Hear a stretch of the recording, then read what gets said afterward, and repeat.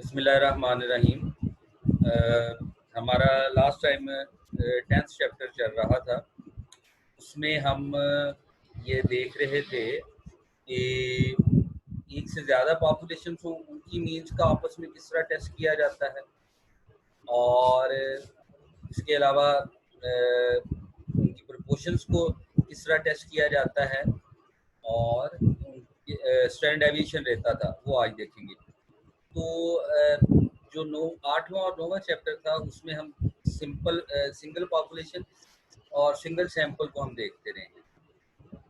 यहाँ पर हम ये है कि एक से ज़्यादा सैंपल्स और एक से ज़्यादा जो पॉपुलेशन है उनको आपस में उनके बारे में इन्फ्लुएंस हाइपोथेसिस टेस्टिंग और कॉन्फिडेंस इंटरवल के हवाले से जो उनका किस तरह फाइंड किया जाता है वो देखते हैं। आज का जो टॉपिक है वो वेरिएंस के हवाले से है। स्टार्ट करते हैं। स्लाइड शेयर कर रहा हूँ।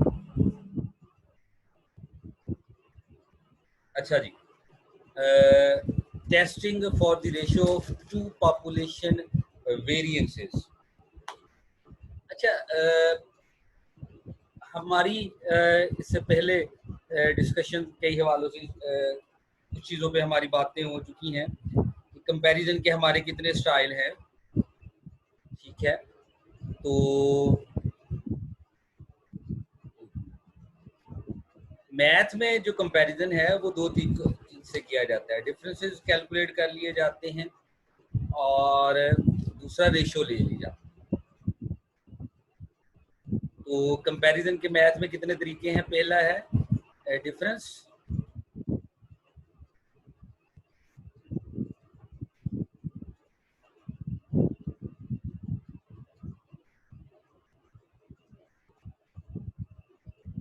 डिफरेंस कैलकुलेट किया जाता है, और दूसरा है उनको डिवाइड कर लिया जाता है, रेशियो ले ली जाती है।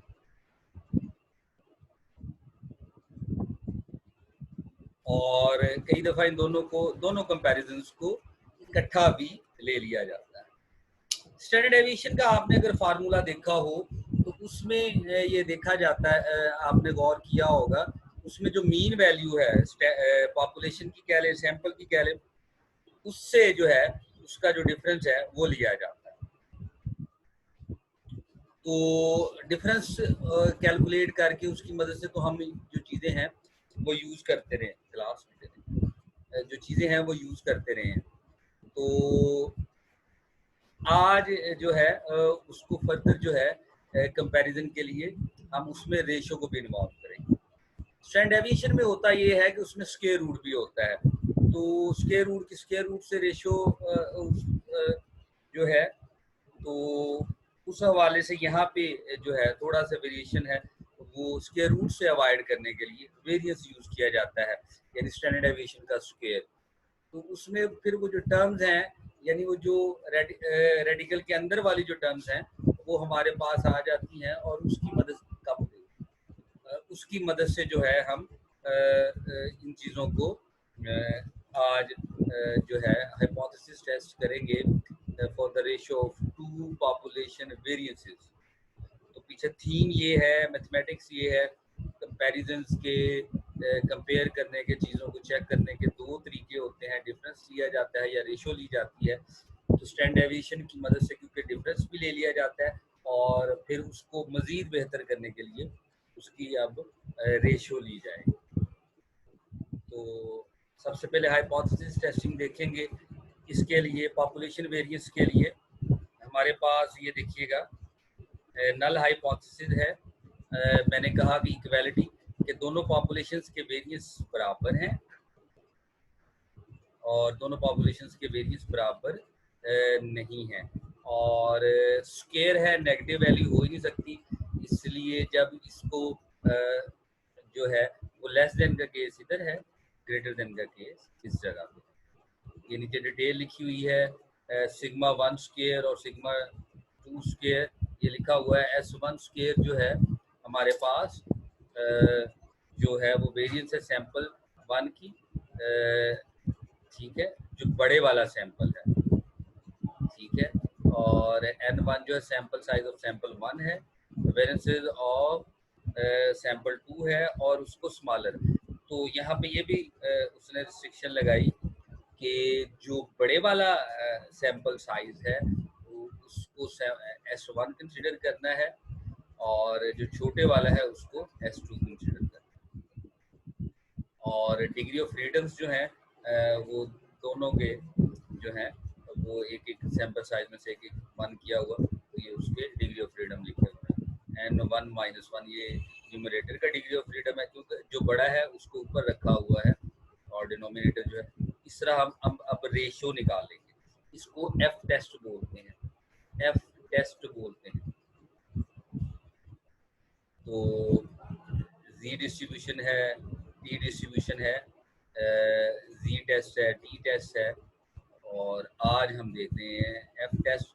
और इसमें क्या है, दो जो सैंपल्स हैं उनके जो वेरिएंसेस हैं, सैंपल के जो वेरिएंसेस, उनको डिवाइड करके रेशियो ली जाती है और उसको फिर चेक किया जाता है। इसका भी जी डिस्ट्रीब्यूशन टी डिस्ट्रीब्यूशन की तरह एफ डिस्ट्रीब्यूशन का भी टेबल होता है, उसमें अवेलेबल है और उसको हम देखेंगे। तो ये जो है वेरिएंसेस जो है वो रेशियो ले रहे हैं, और वेरिएंस के अंदर ऑलरेडी डिफरेंस होता है। तो इसकी अथेंटिसिटी कह लें कंपैरिजन में, इसमें जो क्योंकि दोनों मेथड्स मैथ्स के इन्वॉल्व हैं, इस वजह से जो है हम इसको जो है चेक कर रहे हैं।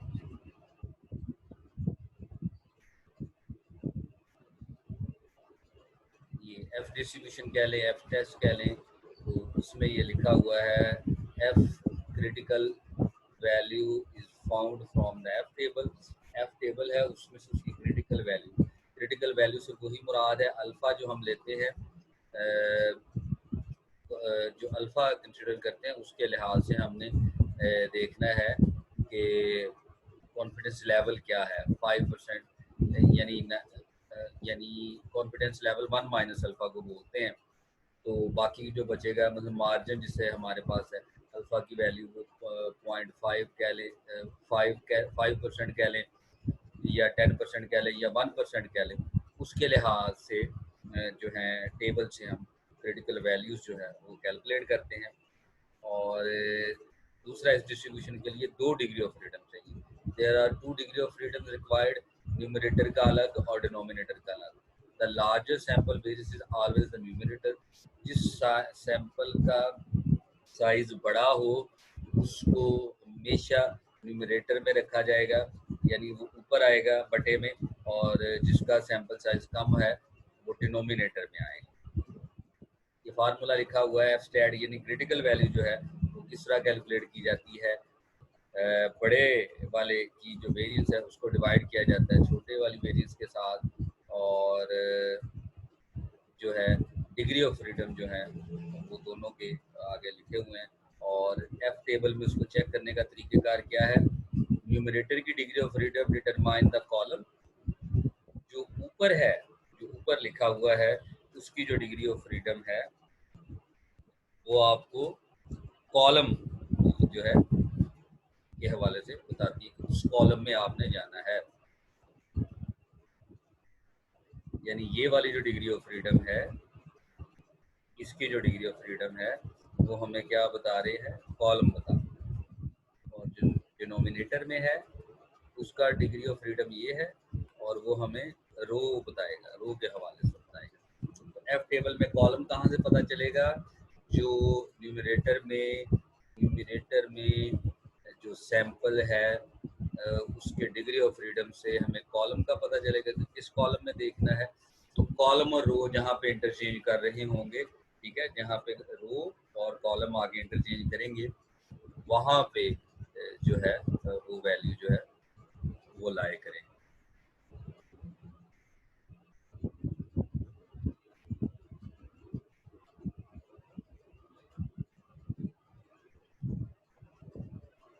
अब जब नॉट इक्वल का केस है, नॉट इक्वल का केस है, उसमें जो है वो जो रिजेक्टेड रीजन है, क्योंकि नेगेटिव तो वैल्यू होनी नहीं है, तो जो रिजेक्टेड रीजन है वो राइट साइड में। टू टेल की सूरत में ये अल्फा बाई 2 होगा, और वन टेल की सूरत में अकेला अल्फा।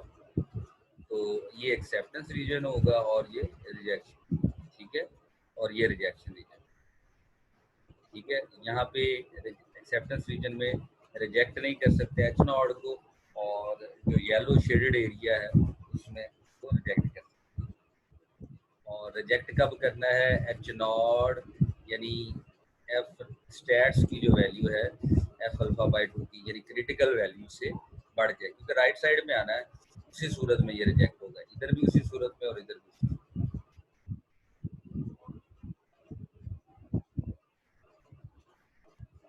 नेक्स्ट चलते हैं।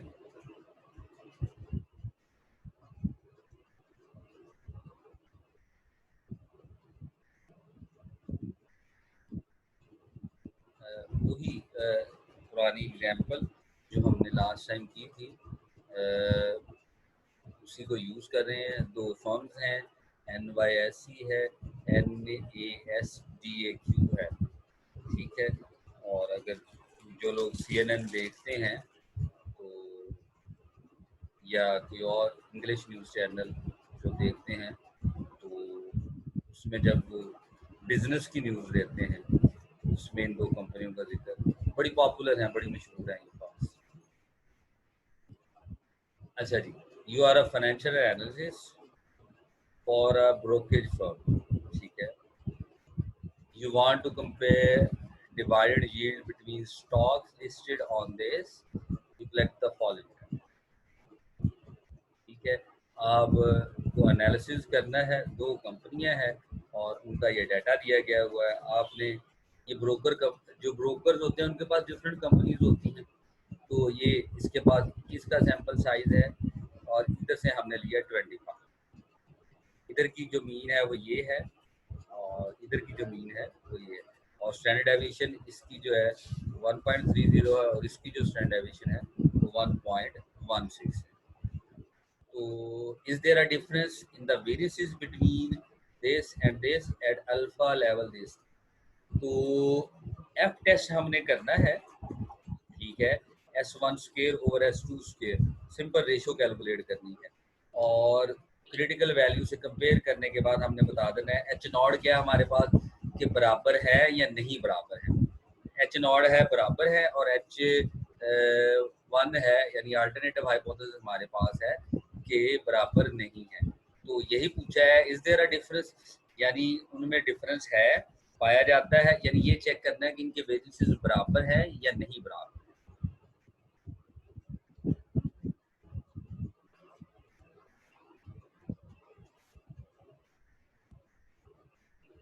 तो देखिएगा from hypothesis test H naught हमारे पास क्या बनेगा, दोनों जो फॉर्म्स हैं उनके वेरिएंसेस बराबर हैं, सिर्फ यही देख रहे हैं कि बराबर है या नहीं है। तो अगर वो लेस देन इक्वल का भी आता तब इन्वॉल्व होते, जब अगर वो कहता कि इससे, यानी वो लेस देन एटलीस्ट का ऑप्शन देता या एडमोस्ट का ऑप्शन देता। सो पहला हाइपोथेसिस है नल हाइपोथेसिस है sigma 1 square is equal to sigma 2 square, और इसका मतलब है there is no difference between variances, ठीक है। यानी नल हाइपोथेसिस क्या है कि इन दोनों फॉर्म्स के जो वेरिएंसेस हैं उसमें कोई फर्क नहीं है। और H1 क्या है कि sigma 1 square is not equal to sigma 2 square, there is a difference between variances, उनके जो वेरिएंसेस है उसमें डिफरेंस है। फाइंड द, तो सबसे पहले हमने क्या करना है, find the F critical value for alpha is equal to 0.05। 0.05 के लिए हमने क्रिटिकल वैल्यू कैलकुलेट करनी है। तो न्यूमरेटर में जो डिग्री ऑफ फ्रीडम है तो उसका जो सैंपल साइज था, अब देखिएगा जो बड़े वाला जो है इसमें उसने उलट कर दिया है जी, न्यूमरेटर में जो है उसने सैंपल साइज दिया है N1 minus 1 is equal to 21 minus 1, तो डिग्री ऑफ फ्रीडम 20 हो गया, और जो डिनोमिनेटर में लिखा है वो डिग्री ऑफ फ्रीडम 24 हो गया। मुझे थोड़ा सा कंफ्यूजन हो रही है, मैं चेक कर लूँ।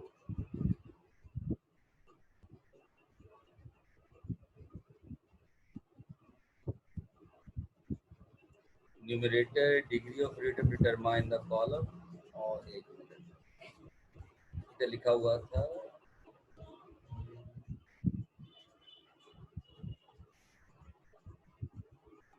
तो लार्जर का जो डिग्री ऑफ फ्रीडम है उसको न्यूमरेटर में रखना है। आई गेस मैं देखता हूँ आगे क्या इश्यूज हैं कि आया ये उसने लिया है कि नहीं। तो अल्फा बाई टू, क्योंकि टू टेल्ड बन रहा है, नल हाइपोथेसिस में सिर्फ इक्वल का ऑप्शन है और ऑल्टरनेट में नॉट इक्वल का ऑप्शन है। तो उस हवाले से जो अल्फा है उसको हाफ किया हमने। अल्फा था 0.05, उसको जब हाफ किया तो ये बन गया 0.025 और डिग्री ऑफ फ्रीडम जो है वो 20 और 24 बने। उसके लिहाज से जो वैल्यूज कैलकुलेट की हमारे पास आंसर आया 2.33। ये हमारे पास क्रिटिकल वैल्यू आ गई।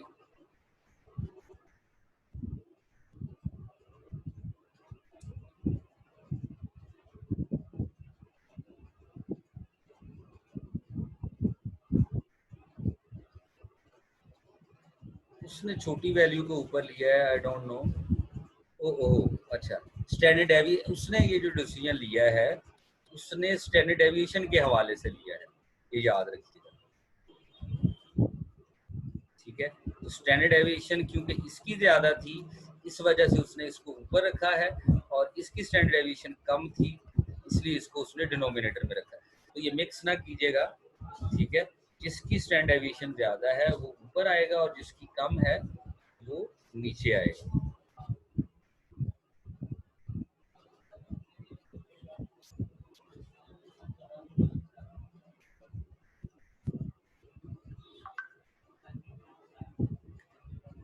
तो एफ टेस्ट की जो स्टैटिस्टिक्स बनी वो 1.30 स्क्वायर ओवर 1.16 स्क्वायर, तो जवाब आया 1.256। अब जो क्रिटिकल वैल्यू निकली है वो 2.33 थी हमारे पास, और जो वैल्यू है एफ स्टैट्स की तो यहाँ पे आई हमारे पास, और ये नॉट रिजेक्टेड रीजन में। तो इसका ये मतलब है कि is not in the rejection region, so we don't reject H naught. हम एच नॉट को रिजेक्ट नहीं कर सकते। तो एच नॉट क्या था हमारे पास, sigma 1 square is equal to sigma 2 square. तो इसका ये मतलब है कि दोनों ऑलमोस्ट यानी बराबर हैं। तो अब कंक्लूजन क्या लिखेंगे, उसने जो पूछा था, there is not sufficient evidence of a difference in variances, यानी वेरिएंसेस में फर्क नहीं है, इतना फर्क नहीं है, ठीक है। तो इस कॉन्फिडेंस लेवल के लिए अल्फा इज इक्वल टू 0.05 के लिए जो वेरिएंसेस हैं उसमें कोई फर्क नहीं है। मैं रिपीट कर दूं फिर, क्योंकि जो पहले वाला था जिसका स्टैंडर्ड डेविएशन ज़्यादा थी, S1 की वैल्यू ज़्यादा थी 1.30, उसको ऊपर लिखा हुआ है, और जिसकी कम थी उसको नीचे लिखा हुआ है। तो इसका जो सैंपल साइज है वो कॉलम का डिग्री ऑफ फ्रीडम बताएगा, और इसका जो डिग्री ऑफ फ्रीडम है वो जो इसका जो सैंपल साइज है वो रो का डिग्री ऑफ फ्रीडम बताएगा। और एफ के टेबल में रो और कॉलम के लिहाज से हम चेक करेंगे, जहाँ पर वो इंटरसेक्ट करेंगे वहाँ पर जो है वो क्रिटिकल वैल्यू आ जाएगी, और वो आई हमारे पास 2.33। और जब हमने इसको फार्मूला से कैलकुलेट किया, ये फार्मूला है एफ टेस्ट का, सिंपल है, तो उसके लिहाज से जो जवाब आया वो इस एरिए में आया, यानी एक्सेप्टेंस रीजन में आया। इस रीजन में एच नॉट को रिजेक्ट नहीं कर सकते। तो एच नॉट को रिजेक्ट नहीं कर सकते, इसका ये मतलब है कि सफिशेंट एविडेंस नहीं है कि उनका जो वेरिएंस है उसमें फ़र्क है। तो ऑलमोस्ट जो वेरिएंस है दोनों फॉर्म्स का वो एक जैसा है। आप लोगों के लिए एक छोटा सा कह लें होमवर्क असाइनमेंट कह लें कि आपने वेरिएंस की एप्लीकेशन बतानी है, इंटरप्रिटेशन बतानी है कि वेरिएंस हमें क्या बताता है, क्योंकि वेरिएंस हमने पढ़ा हुआ है, पहले पढ़ा हुआ है, पिछले सेमेस्टर में पढ़ा होगा वेरिएंस।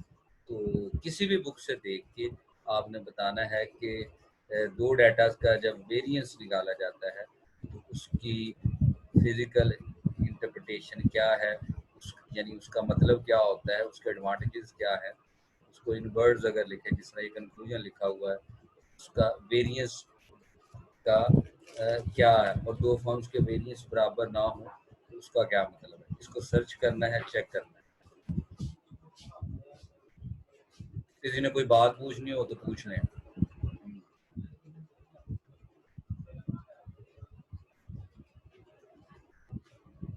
किसी ने कोई बात पूछनी हो एफ टेस्ट के हवाले से, किसी को कोई बात समझ ना आई तो पूछ ले।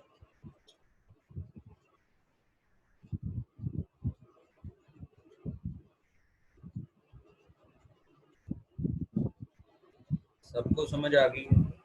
चले,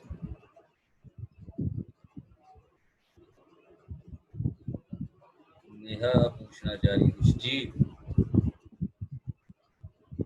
जी सर ये जो हमने फिगर ड्रा की है, जहाँ पे हमने ये रिजेक्शन रीजन और डू नॉट ये असाइन किया है, ये जरा बताइएगा दोबारा ये किस तरह से किया है?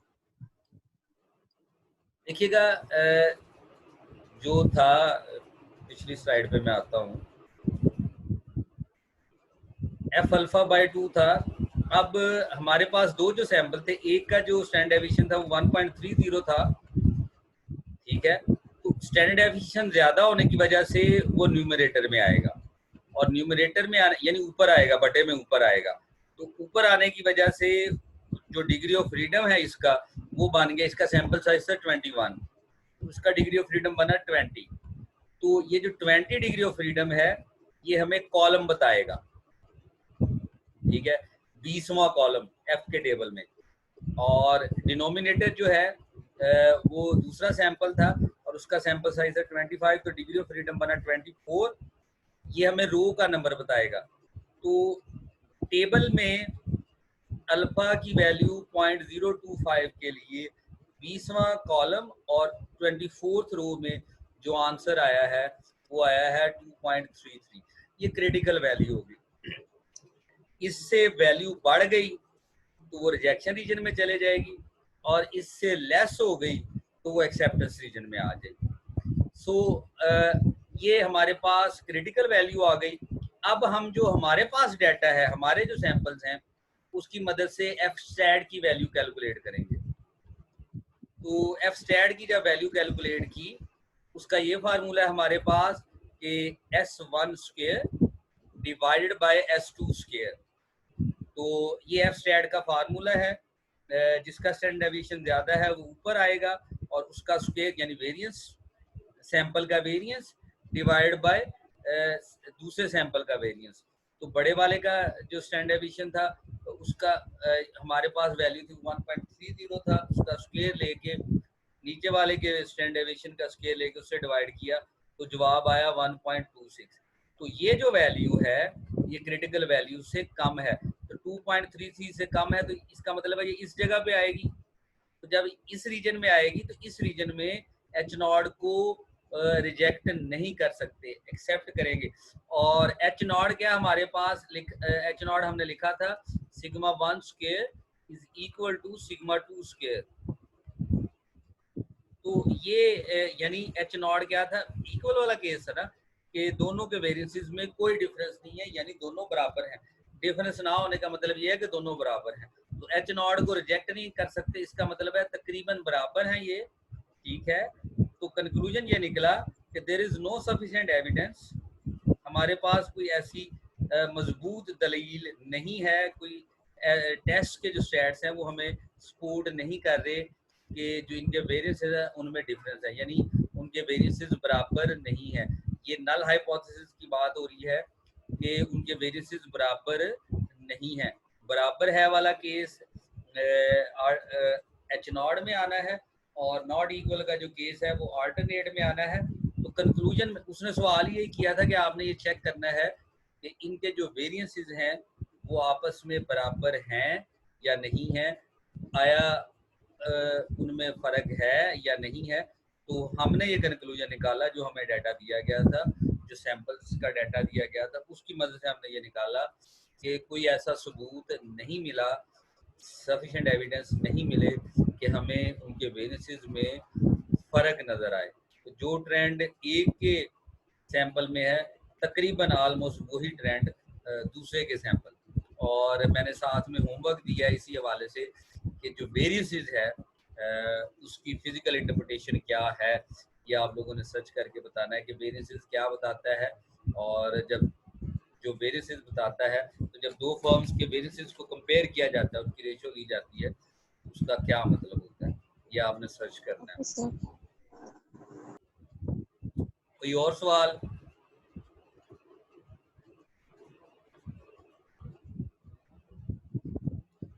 तो ये चैप्टर हमारा जो 10वां है कंप्लीट हो गया है। इसमें अभी तक जो हमने पढ़ा है उसको थोड़ा सा समराइज कर लेते हैं। कंपेयर टू इंडिपेंडेंट सैंपल्स, दो इंडिपेंडेंट सैंपल्स को हमने टेस्ट किया सबसे पहले। टेस्ट से मुराद है उनको कंपेयर किया, हाइपोथेसिस टेस्टिंग की, और क्या लें, तो उसमें क्या क्या देखा हमने। Performed pooled variance t test for the difference in two means, performance separate variance, performed separate variances t test for difference in two means, और उसके बाद हमने formed confidence intervals for the difference between two means। तो null hypothesis testing भी की और हमने confidence interval भी फाइंड किए। दूसरा था compare two related samples, paired samples कह लें, उसके हवाले से हमने देखा। और उसके बाद दो पॉपुलेशंस को देखा, और एंड पे दो पॉपुलेशंस की जो वेरिएंसेस थी उसके हवाले से हमने देखा। तो इस तरह हमारा ये चैप्टर कंप्लीट हो गया। रिलेटिवली जो पहले दो चैप्टर्स हैं उनसे ये छोटा था, और इसके क्वेश्चन भी रिलेटिवली आसान है। एफ टेस्ट एफ डिस्ट्रीब्यूशन का जो टेबल है, बुक्स हैं आपके पास, तो कोई एक बंदा पिक लेके ग्रुप में शेयर कर दे, उससे भी अंदाज़ा हो जाएगा। एफ टेस्ट हो गया। एक डिस्ट्रीब्यूशन और है, काई स्क्वायर डिस्ट्रीब्यूशन, वो मेरा ख्याल है 12वें चैप्टर में है, उसको भी हम देखेंगे। तो इसके बाद मेरा ख्याल है कि हम 12वां चैप्टर स्टार्ट करेंगे। ठीक है, किसी ने कोई बात पूछनी हो पूछ ले 10वें चैप्टर के हवाले से। इसकी एग्जाम्पल्स ट्राई कीजिएगा, उसमें कोई डिफिकल्टी हो ग्रुप में पूछ लें, क्लास में पूछ लें। क्लियर है जी?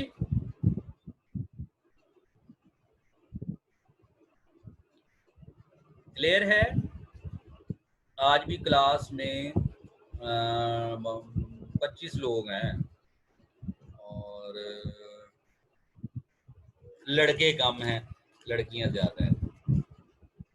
वैसे आज लड़के रिलेटिवली पिछली दफ़ा से ज़्यादा हैं, 3 4 5 6 लड़के आज ज़्यादा हैं, पिछली दफ़ा 3 के 4 थे।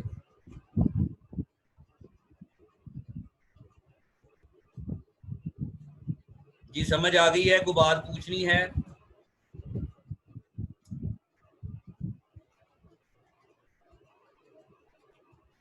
किसी ने कुछ नहीं पूछना? सीआर है इधर? नबील?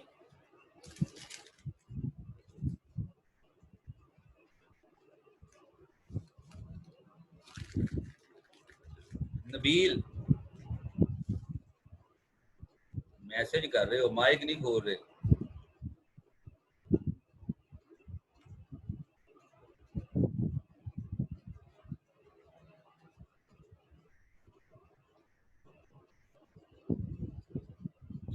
जीआर क्या पूछ रही है? नीजा कह रही है जी जीआर कुछ पूछ रही है।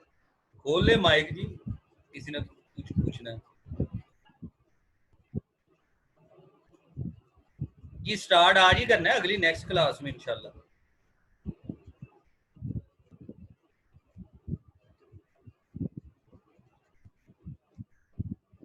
ठीक है जी सर, यही पूछना था कि शायद नेक्स्ट में कुछ एग्जांपल्स करनी है 10 की, ठीक है, अगर आप कह रहे हैं 12 करना स्टार्ट तो नहीं, 12वां आज ही स्टार्ट करना है। Okay sir. 1-2 वीक रह गए हैं, हमने कोर्स भी तो कंप्लीट करना है ना, क्या करें।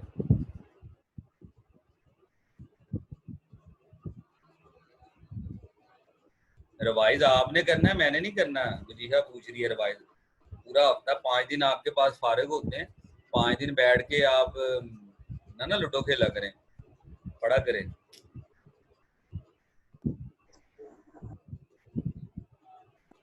सर वो वीडियोस भी नहीं हमें मिली, तो रिवाइज वैसे तो नहीं ना फिर सॉरी होता अच्छे से। सॉरी, सर वो जो लेक्चर्स की रिकॉर्डिंग्स है ना, वो भी नहीं मिली हमें, आपने क्लासें ली है ना तो सारी? उसके बगैर नहीं सही।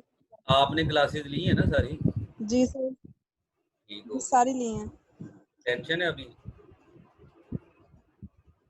जी सर।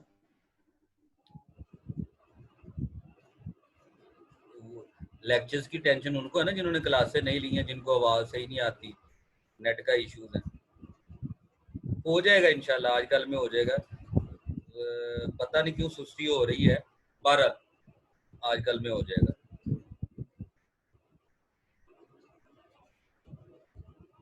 ओके जी, नेक्स्ट क्लास में मुलाकात होती है। अल्लाह हाफिज़।